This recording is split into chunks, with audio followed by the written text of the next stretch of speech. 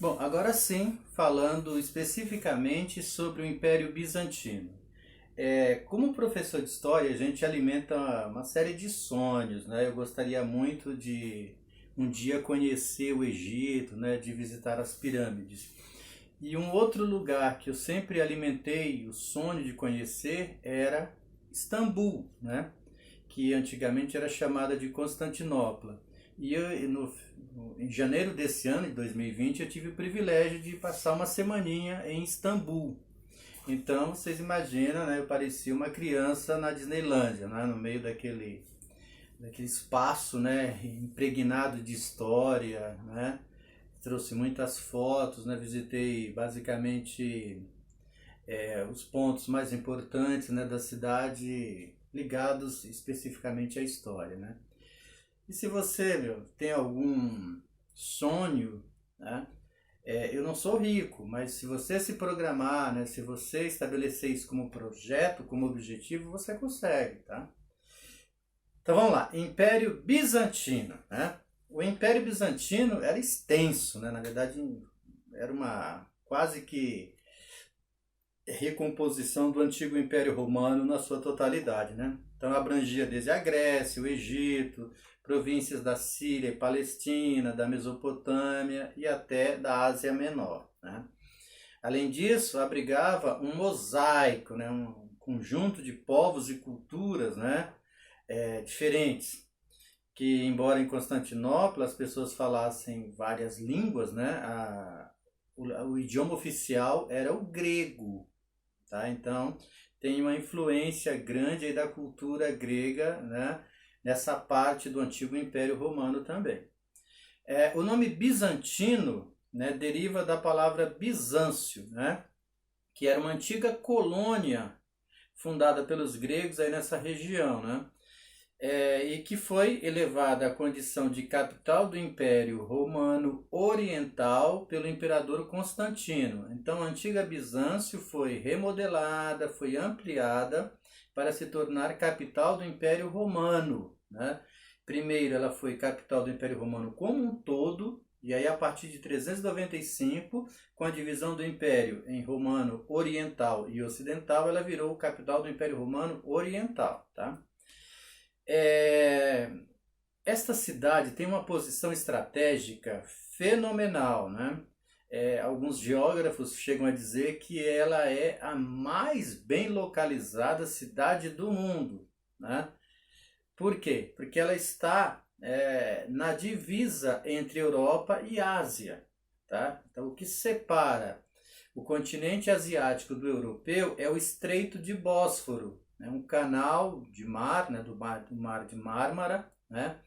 Que em alguns lugares chega a ser muito estreito, né? Quando eu estive lá, eu passei de um lado para o outro atravessando uma ponte de 1.000 e poucos metros. Então, assim, e em outras regiões, porque você pode fazer um passeio, né, nesse estreito aí, andando uns 20 quilômetros, né, de extensão aí de um lado e do outro, e a cidade tem dois lados, né? Tem o lado europeu e o lado oriental, né? A parte mais antiga, a mais histórica é a oriental. É lá onde estão as basílicas, né, os palácios e tal. Mas vamos lá. Conhecida como Porta do Oriente, né, a cidade de Constantinopla está entre a Europa e a Ásia. E todo o trânsito de mercadorias entre o Mar Negro e o Mar Mediterrâneo passava obrigatoriamente por ali. Então, ela é estratégica não só porque ela está na divisa entre dois continentes, mas porque ela se tornou um ponto de comércio, um ponto de referência comercial que fazia a integração entre produtos asiáticos e europeus, tá? A cidade era, por isso, um dos maiores centros comerciais e urbanos do mundo, recebendo pessoas e mercadorias de diversas partes do Oriente e do Ocidente. Além disso, tinha a protegê-la o fato de ser cercada por água dos dois lados, né? Então, assim, de um lado você tem o Estreito de Bósforo. Desse Estreito de Bósforo sai um outro canal, né, que eles chamam Corno de Ouro. É um chifre, né, como se fosse um chifre né, que separa, o que divide a cidade em duas, o oriental e o ocidental, né, e servia de proteção também para a parte histórica da cidade, né.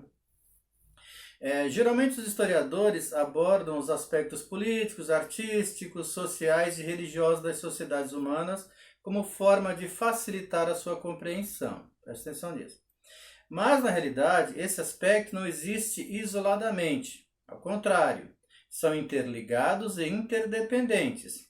Além disso, no estudo de cada sociedade, é possível perceber um elemento-chave que articula os demais e nos ajuda a compreender o todo. No caso do Império Bizantino, qual é o elemento que junta essas características todas, facilitando a compreensão dos bizantinos? A religião. Tá? Então, se você perguntar para um historiador da atualidade, né, qual seria o elemento que facilitaria a compreensão da sociedade capitalista, ele vai dizer, vamos analisar as características materiais dessa sociedade. O que as pessoas produzem, como elas produzem, em benefício de quem? Então, a economia, né, servindo de elemento replicador das informações sobre a sociedade capitalista. No caso do Império Bizantino, qual é esse aspecto que serve de base para a compreensão da sociedade como um todo? A religião, a religiosidade. Tá?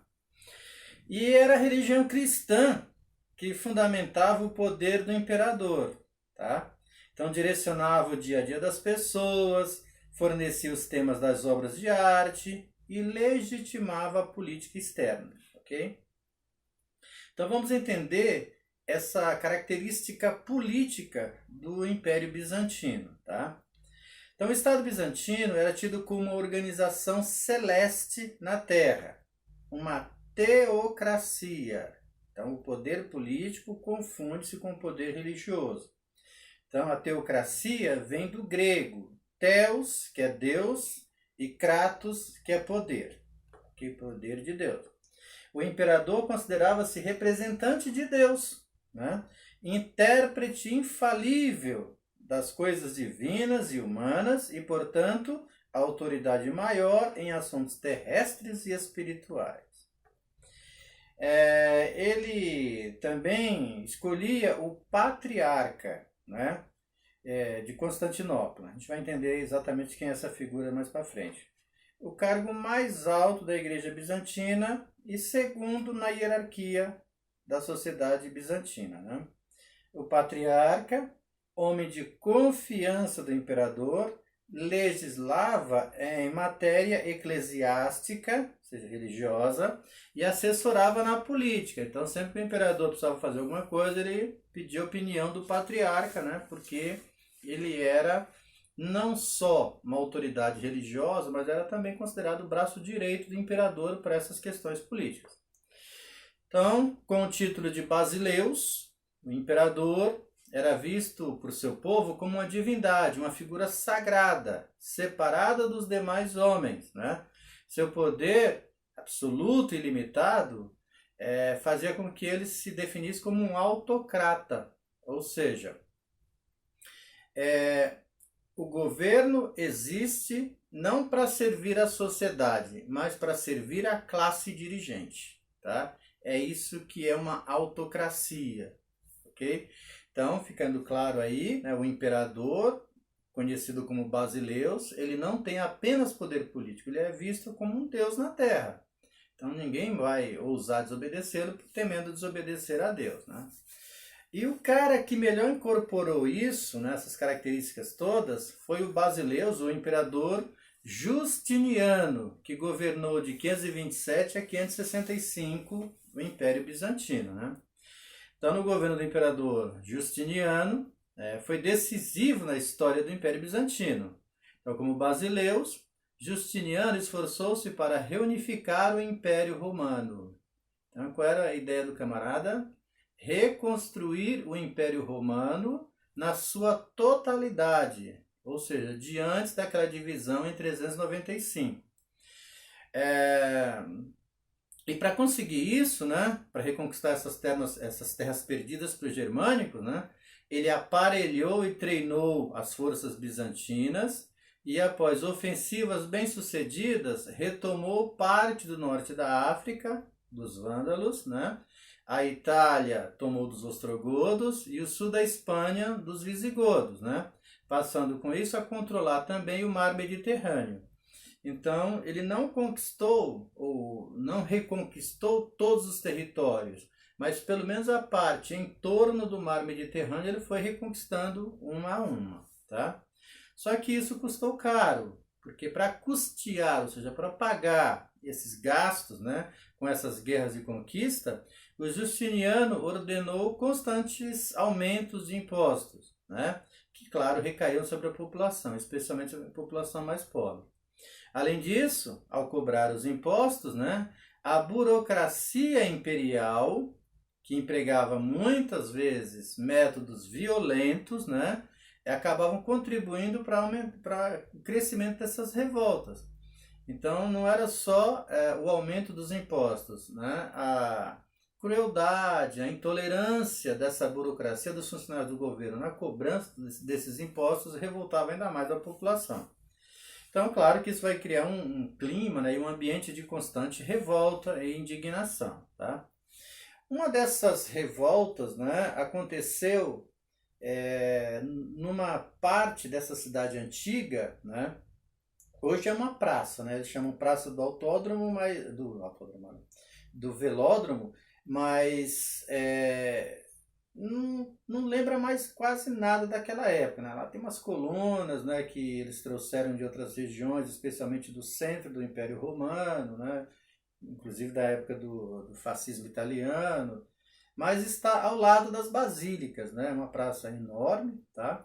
E ali existia um velódromo de corridas de cavalos e bigas, né? E nessa região, nesse velódromo, aconteceu uma revolta, que ficou conhecido como a Revolta de Niké, né?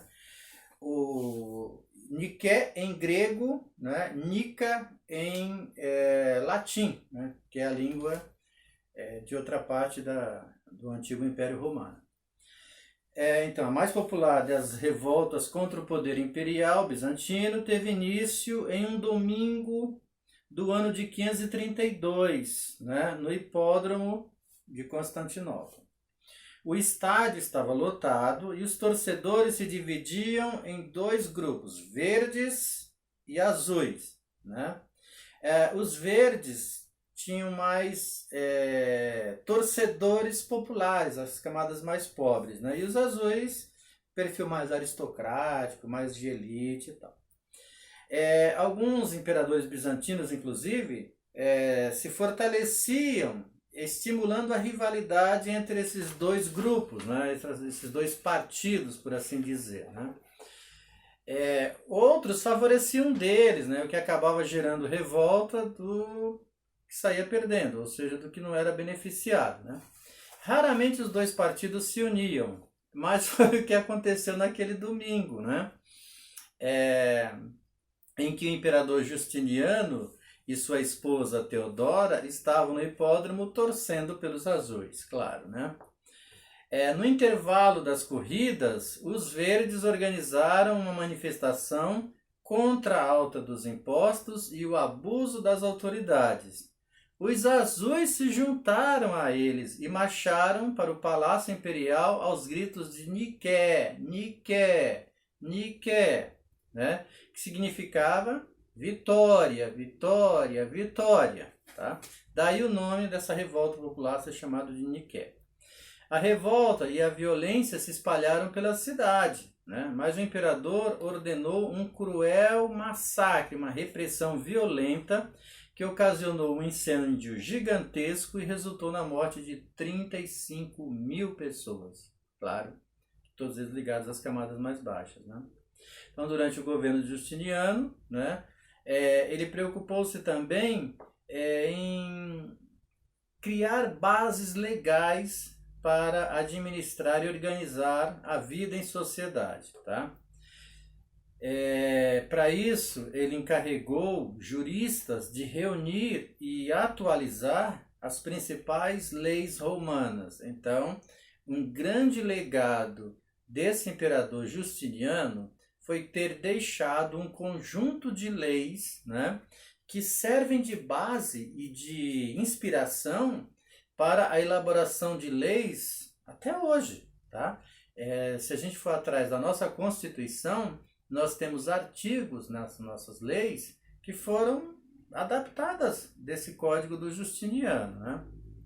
Então, esse código, né, era formado, na verdade, por 4 partes, né? A primeira delas era o Código do Justiniano, né, que reunia as leis romanas desde o século II. Então, todo aquele legado, né, da construção das leis do antigo Império Romano foram reunidos nesse Código do Justiniano e aplicado em Constantinopla, né? Aí abaixo desse Código do Justiniano vinham as novelas, que eram leis lançadas pelo próprio Justiniano. Então, as leis gerais do Império, mas tinha as leis específicas elaboradas pelo Justiniano, que valia só na parte que era governada por ele, né?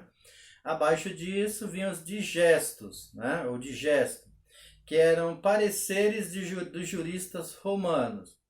E, por fim, os institutos, que era um manual de direito elaborado para servir de estudo para os futuros advogados. Então, esses 4 elementos, essas 4 partes, formavam, na verdade, o Código de Justiniano, um novo código de leis que reunia num documento só toda a legislação que vigorava no Império Bizantino, e incluindo aí até um manual, né, que juntava essas leis para facilitar o estudo dos futuros advogados. Okay? Como foi dito lá atrás, uma das questões norteadoras do Império Bizantino era a religiosidade. Então, o fato do Império ser uma teocracia, né? O imperador, o líder político, também se confundia com a autoridade religiosa. Mas, como foi que ele chegou a isso? Porque os antigos imperadores, eles se viam como os deuses mais ligados mais à mitologia e não à religião do dia a dia, como era o caso dos bizantinos. Então vamos entender aí como é que há esse processo de fusão da autoridade política com a autoridade religiosa no caso dos imperadores bizantinos. A religião cristã, ela exercia uma forte influência tanto na esfera pública quanto na particular, tá? Então as festas públicas, como a da inauguração de Constantinopla, e as particulares, como a do aniversário de uma pessoa, tinha sempre uma dimensão religiosa, tá? Então o aniversário de uma pessoa, por exemplo, era festejada 2 vezes no ano. Uma no dia do nascimento da pessoa e outra no dia consagrado ao santo que tinha o mesmo nome da pessoa. Então, se eu me chamo Gabriel, então eu vou ter 2 datas para festejar no ano. Uma é a do meu nascimento e a outra é o dia de São Gabriel. Tá? A arquitetura e a decoração das igrejas bizantinas contribuíram para que o fiel sentisse a presença do sagrado, né? A cúpula imensa representava o céu e o interior da cúpula, em mosaico ou pintura, o Cristo Pantocrator, que olhava para os fiéis. Tá? Na missa, passagens da Bíblia eram teatralizadas, né? A fim de envolver os fiéis. Os cânticos e rituais apelavam aos sentimentos e não à razão. Então, o sentimento, né, a sensação vale mais do que a razão. Outra expressão da religiosidade bizantina era a crença nas relíquias e nos milagres alcançados por meio delas. Por conta da religiosidade bizantina, os ícones, ou seja, imagens pintadas ou esculpidas de Cristo, né, da Virgem e dos santos, eram um importante estímulo à devoção. Os principais fabricantes desses ícones eram os monges, que enriqueciam com essa atividade. Então o cara fazia lá um retratinho do santo, ou esculpia uma imagem e vendia isso em benefício dele próprio. E aí, em 726, por opção religiosa e por se opor ao crescente prestígio e riqueza dos monges, né, o imperador bizantino Leão XIII proibiu os cultos a imagens religiosas, né, os ícones, e ordenou a destruição dessas imagens por todo o império. Claro que a população bizantina se dividiu entre os que eram favoráveis às medidas do imperador e os que eram contra os ícones, né? Os iconoclastas. Então, os contrários à adoração de imagens ficaram conhecidos como iconoclastas, ok? E aí, sob a liderança dos monges, explodiram por todo o império revoltas populares contra a destruição dessas imagens religiosas, né? Como o imperador reagiu ordenando a repressão a essas revoltas, essa disputa, conhecida como questão iconoclasta, né, desembocou em uma guerra civil, que se prolongou até 843. Olha só, de 726, quando a medida foi adotada, né, isso vai iniciar um processo de guerra civil que dura até 843. Tá?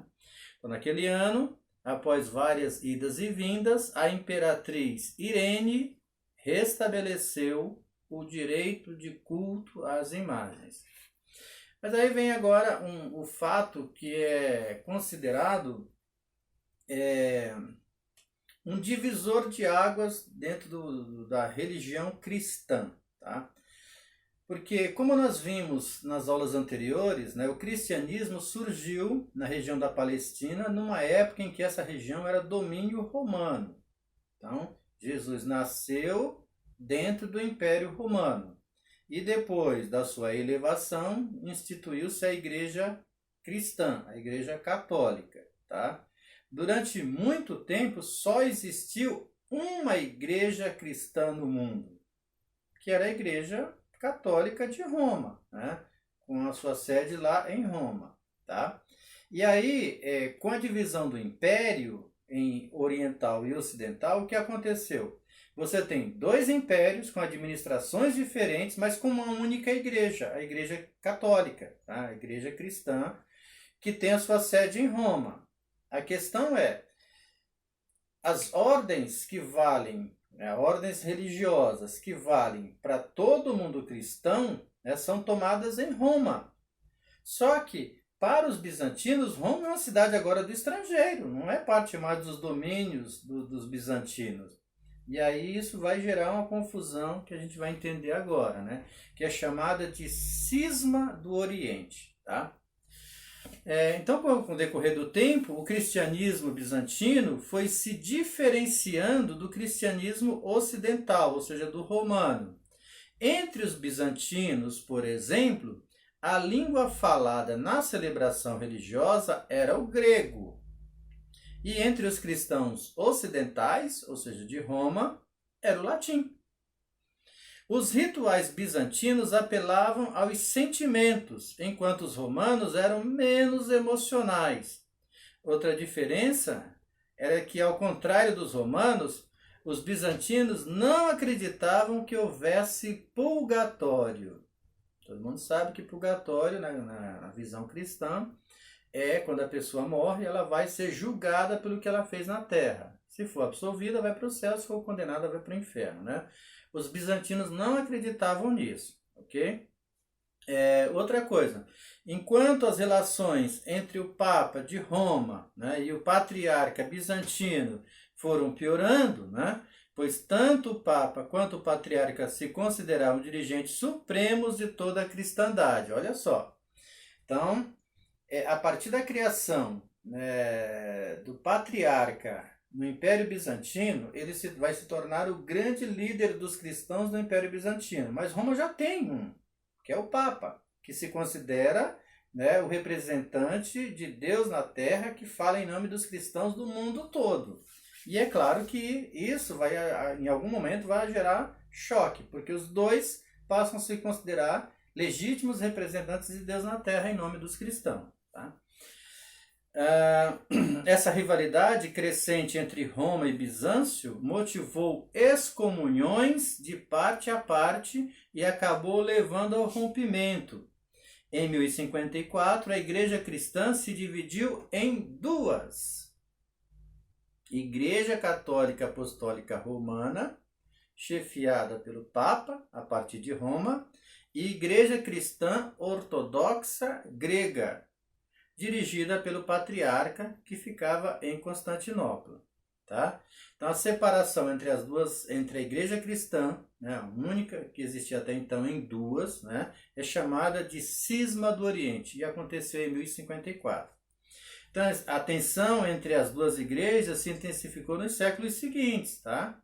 No século XV, por exemplo, né, quando o Império Bizantino viu-se seriamente ameaçado pelos turcos, o então comandante bizantino recusou a sugestão de pedir exílio no Ocidente, dizendo: prefiro ver em Constantinopla o turbante muçulmano do que um chapéu cardinalístico. Ou seja, o patriarca bizantino preferia cair nas mãos de um líder religioso de uma outra religião, da muçulmana, do que estar sob comando do Papa de Roma.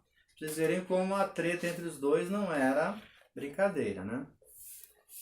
E aí, conforme o Império Bizantino foi expandindo suas fronteiras, o cristianismo ortodoxo, né, a Igreja Ortodoxa dos bizantinos também se expandiu, claro, né?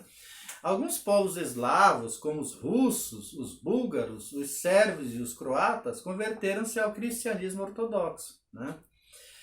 A partir do século XI, né, no entanto, o Império Bizantino começou a perder território para diferentes povos. Os eslavos conquistaram os Balcãs, os normandos tomaram suas possessões italianas e os turcos se apoderaram da Síria e da Ásia Menor, né? Com a perda desses ricos territórios, o Império perdia também os impostos, os soldados e os navios que essas regiões lhe forneciam. Tá? Cada vez mais fragilizada, o Império estava reduzido à cidade de Constantinopla, quando em 1453 foi conquistada pelas balas de canhão, né? Um armamento que era novo, moderno para a época, né? E aí os turcos otomanos, liderados por Maomé II, tomou dos antigos descendentes de romanos o controle da cidade de Constantinopla. É a famosa tomada de Constantinopla. Tá? Esse episódio é tão importante que ele é usado como divisor, né, de fim da Idade Média e início da Idade Moderna. Então, naquela divisão da linha histórica, né, que os historiadores costumam usar para acompanhar melhor os acontecimentos, né? Uma das divisões é exatamente a tomada de Constantinopla, ok? Como eu estive lá em Constantinopla, assim, tem muitas coisas que a gente só vê e lê, né, pelos livros e não faz ideia da dimensão da coisa, né? A Netflix fez um documentário sobre o cerco à cidade de Constantinopla, né? E todo o esforço do Maomé II para reconquistar o controle dessa cidade para os turcos otomanos. Acho que se chama Os Otomanos, né? Ou Otomanos só, né? E aí, algumas coisas que aparecem lá, que são verdadeiras, né? Que são reais, eu pude verificar, né?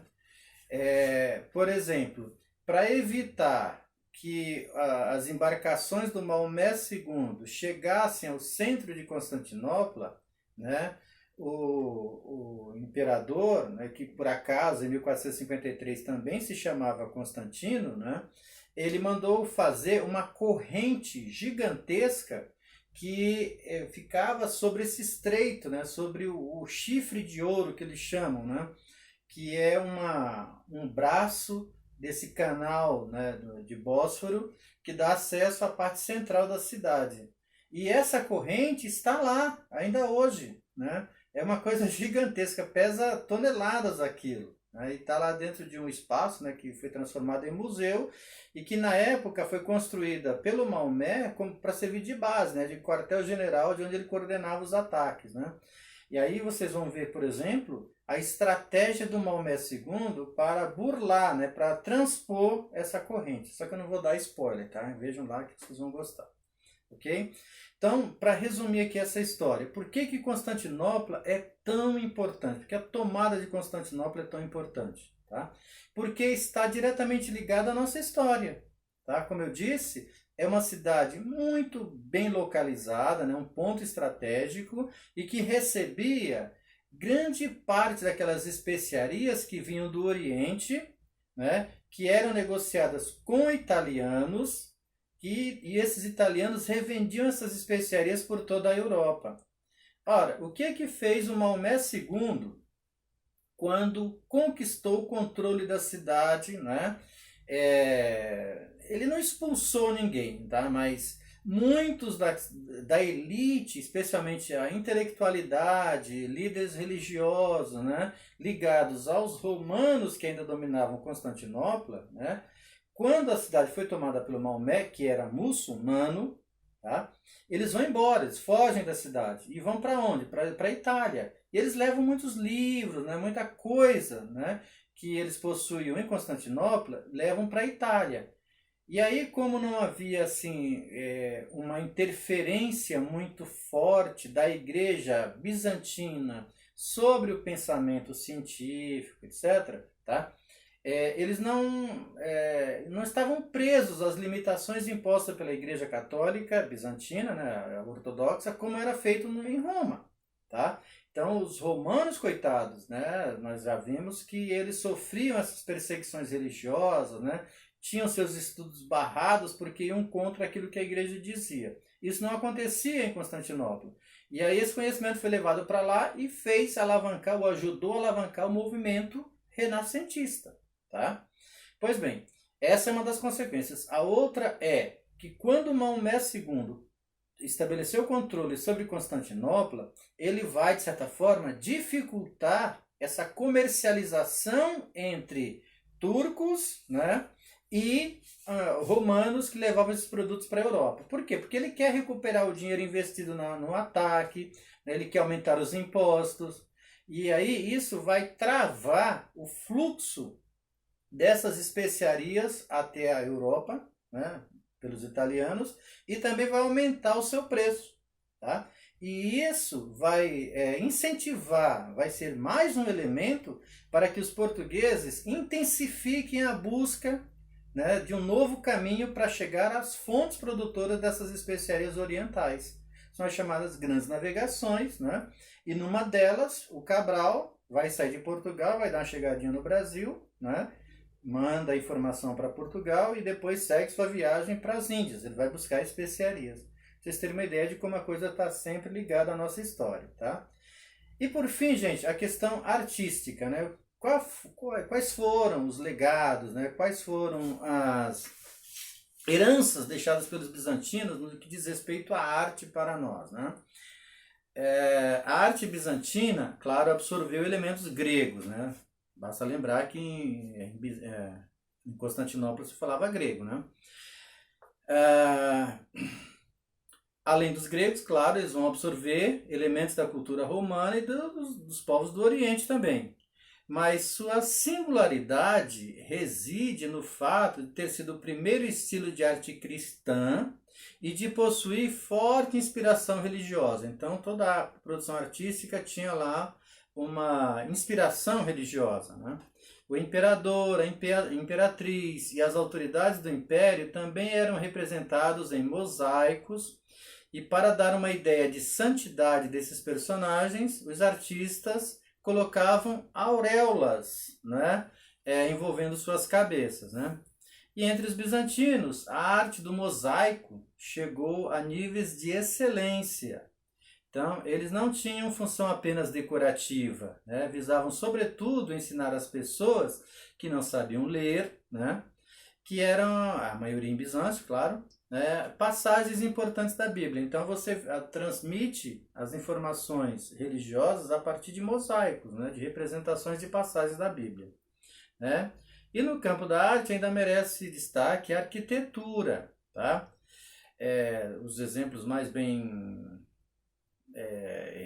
representativos disso talvez seja uma Basílica de Santa Sofia, né? Que significa Igreja da Sagrada Sabedoria, né? Esse Hagia Sophia, né? E é uma construção grega e ao mesmo tempo oriental, que vocês podem ver, por exemplo, visitando museus virtuais, né? Como eu disse, eu tive o privilégio de ir lá e um dos lugares que mais me chamou a atenção foi exatamente a Hagia Sophia. É gigantesca, né? Uma coisa assim absurda. Hoje durante muito tempo ela virou um museu e agora o presidente da Turquia, uma besta quadrada aí, fez com que ela voltasse a ser mesquita, né? Não sei se já reabriu como mesquita, mas ele fez isso voltar a essa condição, né? Porque até então era um museu, então você ia, visitava, conhecia tudo lá dentro, né? Mas não tinha mais o caráter religioso de antes. E para resolver isso, então, para transformar a Hagia Sophia no museu, eles construíram do lado dela a Mesquita Azul, que é tão grande ou até maior do que a Hagia Sophia e é templo religioso. Então os muçulmanos vão lá fazer as suas orações e está do lado. Então não havia necessidade desse camarada fazer ela voltar a ser mesquita, né? Mas coisas de autoridade autoritária, né? Mas, gente, é assim, e ao lado, o centro histórico, ele é composto por alguns elementos. Então você tem o autódromo, né? Na verdade, não é autódromo, como é que ele chama, meu Deus? Cadê? Oh, meu Deus. Hipódromo, né? Hipódromo é aquele lugar onde há corridas de cavalo e de bigas, né? Que são aquelas carrocinhas, né? Puxadas por cavalo, tá? Então você tem o hipódromo, tem a igreja, a Mesquita Azul, a Hagia Sophia e o Palácio do Maomé II, que foi construído do lado, tá? Tudo isso em torno, né, às margens do Estreito de Bósforo. Se vocês tiverem interesse, né? Constantinopla é uma coisa de outro mundo. Assim, não dá para traduzir em palavras a sensação que é você estar lá, né? De você visitar essas coisas. É absurdo. Um dia vocês tiverem a oportunidade, fica aí a dica, tá bom? Então é isso. Espero que vocês gostem da aula.